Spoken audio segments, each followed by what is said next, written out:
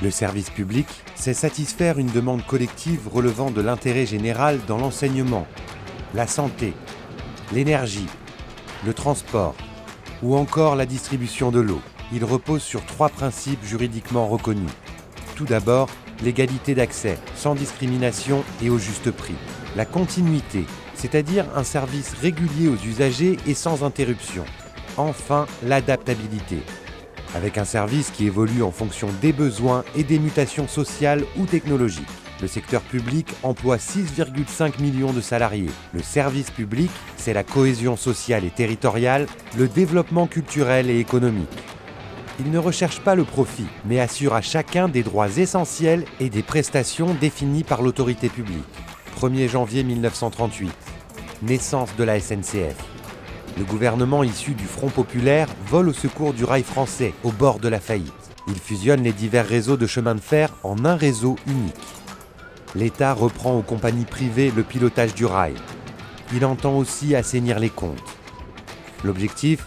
Bâtir une entreprise nationale ferroviaire qui se veut utile à la collectivité, modernisée, économiquement efficace. 1982, la loi d'orientation des transports intérieurs affirme le rôle central de la SNCF, devenue établissement public, dans le droit au transport.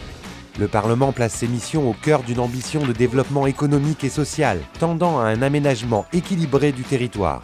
Dès les années 1990, les logiques concurrentielles et commerciales sont à l'œuvre pour recomposer la compagnie ferroviaire tout en favorisant l'extension du monde routier. En 1997, la création du réseau ferré de France initie une séparation de l'infrastructure et du transporteur. La SNCF est compartimentée et diluée au sein d'un groupe de filiales. Les réformes accentuent les orientations libérales. L'État déserte. Une dette colossale s'accumule. Reflux des financements publics, préparation de l'ouverture à la concurrence du transport ferroviaire de voyageurs, compétitivité imposée au sein du groupe SNCF et suppression d'emplois, la réforme de 2014 fragilise un peu plus le service public ferroviaire. Aujourd'hui, ses fondamentaux sont ébranlés.